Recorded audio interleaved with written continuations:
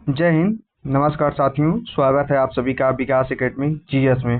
साथियों देखिए, आज 2 जुलाई शिफ्ट 1 का पेपर हो चुका है।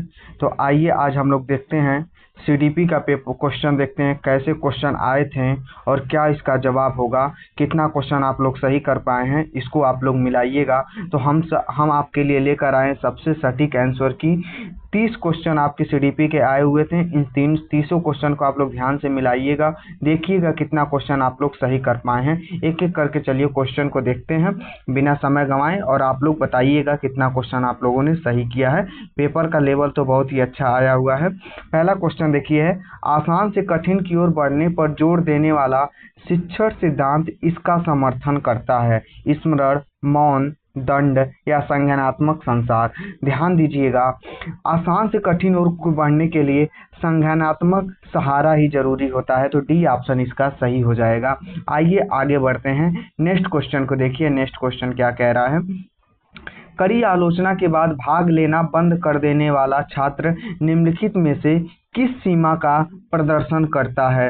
दंड आधारित नियंत्रण, सकारात्मक सुदृढ़ीकरण, अंतर्दृष्टि अधिगम या जेपीडी। तो ध्यान दीजिए, कड़ी आलोचना के बाद भाग लेना बंद कर देने वाला छात्र दंड आधारित नियंत्रण का प्रदर्शन करता है। ए ऑप्शन आप सभी का सही हो जाएगा। तो सेकंड का आप लोग ए करेंगे। आइए आगे बढ़ते हैं, थर्ड नंबर के क्वेश्चन को देखिए, क्या इसका आंसर आप लोग किए हैं। किशोरों को स्वायत्तता की आवश्यकता होती है क्योंकि वे प्रतिक्रियाओं पर निर्भर हैं, वे बच्चे हैं, उनके पास तर्क की कमी है, वे स्वतंत्रता चाहते हैं। तो किशोरों को स्वायत्तता की आवश्यकता इसलिए होती है क्योंकि वे स्वतंत्रता चाहते हैं। तो डी ऑप्शन आप सभी का सही हो जाएगा, इसे आप लोग ध्यान देंगे। आइए आगे बढ़िए, 4 नंबर क्वेश्चन को देखिए। 4 नंबर क्वेश्चन आप लोग क्या इसका आंसर करना है। इक्विटी समानता से अलग है क्योंकि इक्विटी का मतलब है जरूरत के आधार पर निष्पक्ष सहायता, प्रतिस्पर्धा, एक समान निर्देश या वही इलाज। तो ध्यान दीजिएगा, इक्विटी समानता से अलग है क्योंकि जरूरत के आधार पर निष्पक्ष सहायता होता है इक्विटी मीन्स। तो आप लोग ए ऑप्शन करेंगे, 4 का आप लोग ध्यान देंगे। आइए आगे बढ़ते हैं, नेक्स्ट क्वेश्चन पर 5 नंबर क्वेश्चन को देखते हैं, क्या इसका जवाब करेंगे। अवधारणा मानचित्रण जैसी शिक्षण रणनीतियां किसको बढ़ावा देती हैं। प्रतिक्रियात्मक क्रिया, सतही स्मरण, निष्पय अधिगम या ज्ञान का संगठन। तो ध्यान दीजिएगा साथियों, यह ज्ञान के संगठन का बढ़ावा देती हैं। डी ऑप्शन 5 का सही हो जाएगा। आगे बढ़िए, 6 नंबर क्वेश्चन को देखिए। 6 नंबर क्वेश्चन क्या कह रहा है, यदि कोई किशोर कठिन कार्यों को करने से इनकार करता है तो यह दर्शा सकता है, क्या दर्शाएगा। जिज्ञासा, संबंध की उच्च आवश्यकता, निपुणता, उन्मुखीकरण या असफलता का भय। तो ध्यान दीजिएगा, कोई किशोर है वो कठिन कार्यों को करने से यदि इनकार करता है तो वह असफलता के भय को दर्शा सकता है। तो 6 का डी आपका सही हो जाएगा। आगे बढ़िए, 7 नंबर क्वेश्चन को देखिए। 7 नंबर क्वेश्चन क्या कह रहा है, सहयोगी सीखना समावेश को बढ़ावा देता है। कक्षा में अलगाव, शिक्षार्थियों की रैंकिंग, पदानुक्रम को प्रोत्साहित करना, सहपाठियों के सहयोग को बढ़ाना। 7 नंबर क्वेश्चन का आप लोग क्या आंसर किए हैं। तो सहयोगी सीखना समावेश को बढ़ावा देता है, सहपाठियों के सहयोग को बढ़ावा देना। तो 7 का आप लोग डी ऑप्शन करेंगे। आगे बढ़ते हैं, मैं ज़्यादा चर्चा नहीं कर रहा हूं क्योंकि यहाँ पर सिर्फ आप लोगों को आंसर मिलाना है, कौन सा क्वेश्चन का क्या सही आंसर किए हैं आप लोग। यहाँ पर कोई व्याख्या करने की जरूरत नहीं है। किशोरावस्था में भावनात्मक परामर्श मुख्य रूप से कम करता है किसे, विकास को, शैक्षणिक ज्ञान, चिंता और भ्रम या प्रतिक्रियाएं। तो ध्यान दीजिएगा, किशोरावस्था में भावनात्मक, ध्यान दीजिएगा, चिंता और भ्रम को मुख्य रूप से कम करता है, इसे आप लोग ध्यान देंगे। तो 8 का सी ऑप्शन सही हो जाएगा। आइए आगे बढ़ते हैं, 9 नंबर का क्वेश्चन देखते हैं। 9 नंबर क्वेश्चन क्या कह रहा है, पढ़ने की खराब आदतों के कारण असफल होने वाले किशोरों में इस चीज की कमजोरी झलकती है, किसका।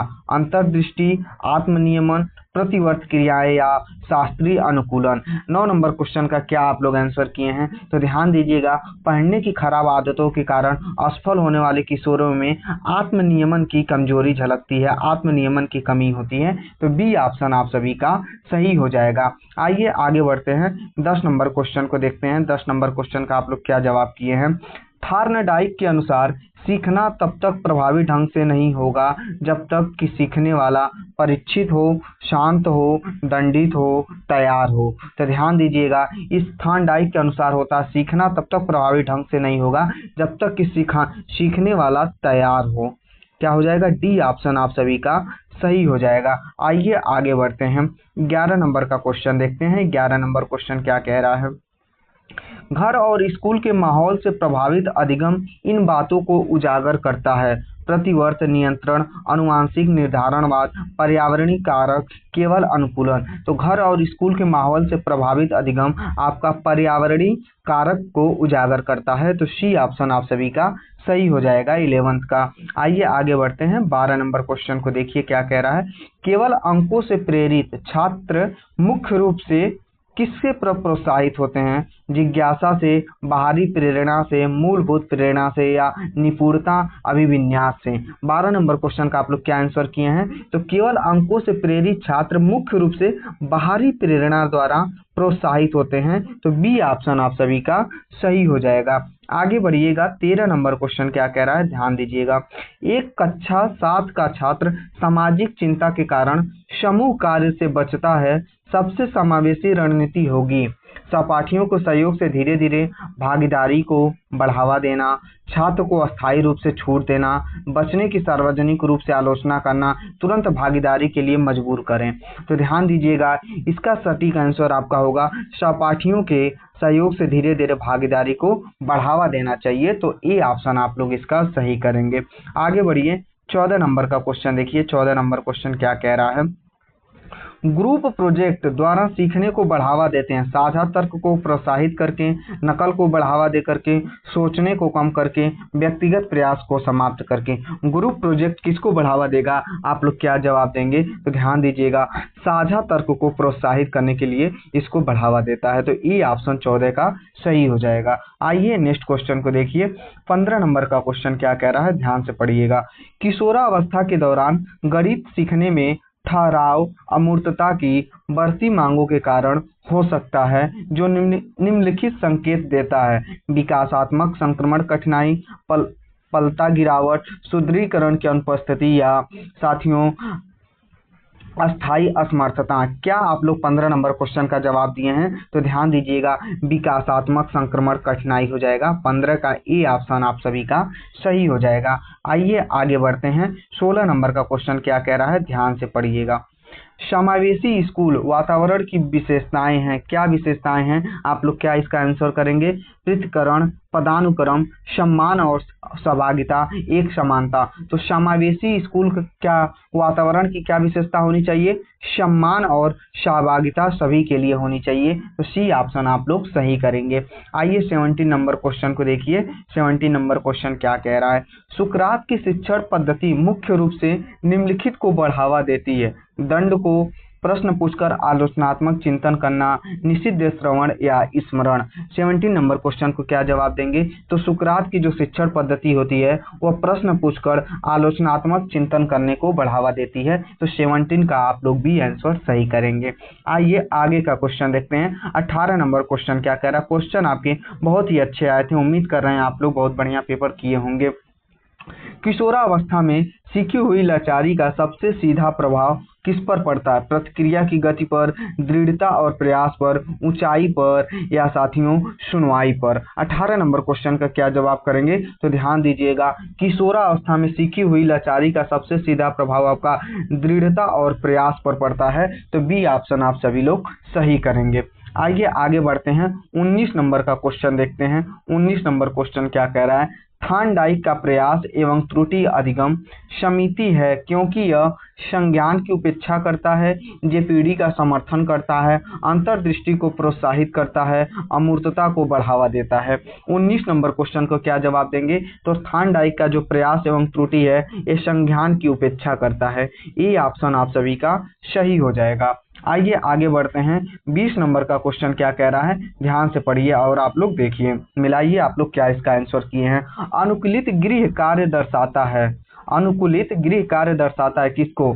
शिक्षार्थी की आवश्यकताओं के आधार पर विभेदीकरण, कक्षा में अलगाव, कम अपेक्षाएं, सीखने के प्रति पूर्वाग्रह। बताइए 20 नंबर क्वेश्चन का आप लोग क्या आंसर किए हैं? तो ध्यान दीजिएगा, शिक्षार्थी की आवश्यकताओं के आधार पर विभेदीकरण करना चाहिए, यही अनुकूलित गृह कार्य आपका दर्शाएगा। ए ऑप्शन इसका सही हो जाएगा। आइए आगे बढ़िए।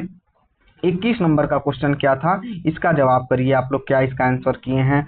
अलग अलग समूहों के बीच टकराव के दौरान एक समावेशी सुविधाकार को इसे प्राथमिकता देनी चाहिए। किसे प्राथमिकता देनी चाहिए साथियों? प्राधिकार का प्रभुत्व, परिहार, छात्रों को स्कूल से निलंबित करना, शांत और सम्मानजनक चर्चाएं। तो डी ऑप्शन आप सभी का सही हो जाना चाहिए। शांत और सम्मानजनक चर्चाएं आप पर प्राथमिकता देनी चाहिए, आप लोग ध्यान देंगे। आइए आगे बढ़िए। 22 नंबर का क्वेश्चन क्या कह रहा है, ध्यान से देखिएगा। कक्षा में होने वाली बहसें के माध्यम से संज्ञानात्मक विकास को बढ़ावा दे सकती है। क्या? संज्ञानात्मक संघर्ष, निषिद्ध श्रवण, स्मरण या मौन। तो ध्यान दीजिएगा, कक्षा में जो बहस होती हैं उससे संज्ञानात्मक संघर्ष के माध्यम से संज्ञानात्मक विकास को बढ़ावा मिलता है। तो आप लोग ए आंसर इसका करेंगे। आइए आगे बढ़िएगा। 23 नंबर के क्वेश्चन को देखिए, क्या इसका आप लोग आंसर किए हैं। आधुनिक कक्षाओं में शिक्षक की भूमिका मुख्य रूप से इस प्रकार की होती है: व्याख्याता के रूप में, नियंत्रक के रूप में, सुविधाकर्ता के रूप में, परीक्षक के रूप में। आप लोग 23 नंबर का क्या जवाब करेंगे? तो आधुनिक कक्षाओं में शिक्षक की जो भूमिका होनी चाहिए एक सुविधाकर्ता के रूप में होनी चाहिए। आप लोग सी ऑप्शन इसका सही करेंगे। आइए नेक्स्ट क्वेश्चन को देखिए। 24 नंबर का क्वेश्चन क्या कह रहा है। आशुबेल के अनुसार सीखने में विफलता तब हो सकती है जब शिक्षण पूर्व ज्ञान की अनदेखी करता है, प्रतिस्पर्धा बढ़ती है, होमवर्क बढ़ता है, परीक्षाएं कम होती हैं। 24 नंबर का क्या आंसर करेंगे? तो ए ऑप्शन आप सभी का सही हो जाएगा। शिक्षण पूर्व ज्ञान की अनदेखी करता है, आप लोग ध्यान देंगे। आइए आगे नेक्स्ट क्वेश्चन पर चलिए। 25 नंबर का क्वेश्चन क्या कह रहा है, आप लोग ध्यान देंगे। पठार को निम्न तरीकों से पार किया जा सकता है, यह आपका क्वेश्चन है, क्या इसका जवाब देंगे? पाठ्यक्रम को कम करना, शिक्षार्थी की उपेक्षा करना, दंड देना, शिक्षण की रणनीति बदलना। बताइए आप लोग इसका क्या आप जवाब देंगे? तो ध्यान दीजिएगा, डी ऑप्शन आप सभी का सही हो जाएगा। आइए आगे बढ़ते हैं। नेक्स्ट नंबर क्वेश्चन को देखते हैं क्या कह रहा है। 26 नंबर का क्वेश्चन, अनुकूलित शिक्षण अधिगम सामग्री की आवश्यकता है इसलिए क्योंकि सभी शिक्षार्थी एक समान तरीके से सीखते हैं, समावेश मानकों को कम करता है, शिक्षार्थियों की आवश्यकताएं भिन्न होती हैं, परीक्षाओं में एक रूपता की आवश्यकता होती है। तो 26 नंबर में आप लोग क्या आंसर किए हैं? तो अनुकूलित शिक्षण अधिगम सामग्री की आवश्यकता इसलिए होती है क्योंकि शिक्षार्थियों की आवश्यकताएं आपकी भिन्न भिन्न होती हैं। तो सी ऑप्शन आप सभी लोग इसका सही करेंगे। आइए 27 नंबर क्वेश्चन का देखिए क्या जवाब करेंगे। सीखने की सबसे अच्छी परिभाषा है अस्थायी मनोदशा परिवर्तन, शारीरिक विकास, अनुभव के कारण व्यवहार में होने वाले अपेक्षा कुछ अस्थायी परिवर्तन या परिपक्वता। 27 नंबर का क्या जवाब देंगे? तो सीखने की जो सबसे अच्छी परिभाषा होनी चाहिए अनुभव के कारण व्यवहार में होने वाले अपेक्षा कुछ अस्थायी परिवर्तन। तो 27 का आप लोग सी ऑप्शन सही जवाब करेंगे। आइए आगे बढ़िए। 28 नंबर क्वेश्चन को देखिए क्या इसका आप लोग जवाब किए हैं।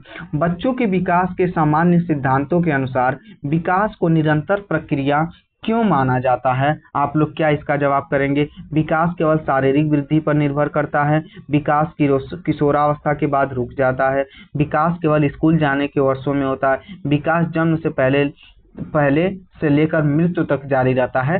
यही ऑप्शन सही होगा। जो विकास का निरंतर क्रम होता है ये जन्म से लेकर के मृत्यु तक जारी रहता है। तो आप लोग डी इसका सही करेंगे। आइए 29 नंबर का क्वेश्चन देखिए क्या इसका जवाब होगा। स्कूल का वातावरण बच्चे के विकास को निम्न तरीकों से प्रभावित करता है। कैसे प्रभावित करता है? केवल जीन से, सहज प्रवृत्ति से, प्रतिक्रियाएं से, पाठ्यक्रम और शिक्षक के संवाद से। तो ध्यान रखिएगा आप लोग इसका क्या आंसर करेंगे? डी ऑप्शन आप सभी लोग जवाब देंगे। पाठ्यक्रम और शिक्षक का संवाद हो जाएगा, आप लोग ध्यान देंगे। आइए आज का लास्ट क्वेश्चन देखिएगा। टोटल 30 क्वेश्चन आपके सीडीपी के आए थे, ये 30वां क्वेश्चन है। अत्यधिक स्क्रीन समय और अनियमित दिनचर्या के कारण किशोरों को देर रात तक जागना मुख्य रूप से कौन से कारणों से होने वाली कठिनाइयों का एक उदाहरण है? प्रतिक्रियात्मक कमजोरी, खराब मोटर समन्वय, बुद्धि की कमी या पर्यावरणीय कारक। तो ध्यान दीजिएगा, इसका सबसे आपका उपयुक्त आंसर होगा पर्यावरणीय कारक हो जाएगा। डी ऑप्शन आप सभी का सही हो जाएगा, आप लोग ध्यान देंगे। तो साथियों ध्यान दीजिएगा, ये आपके सीडीपी के आए हुए क्वेश्चन थे फर्स्ट शिफ्ट में। उम्मीद कर रहा हूँ आप लोग सभी क्वेश्चन को मिला लिए होंगे। कमेंट करके बताइएगा कितना क्वेश्चन आप लोगों ने सही किया है। बहुत ही जल्दी आप सभी के बीच में अभी एसएसटी का भी लेकर के आ रहा हूँ, आपका पेपर एनालिसिस। उसमें आपके एसएसटी के भी पेपर एनालिसिस को बहुत अच्छे तरीके सटीक तरीके से कराया जाएगा। आप लोग निश्चिंत रहिएगा। चलिए फिर मुलाकात होती है नेक्स्ट वीडियो में। जय हिंद, नमस्कार।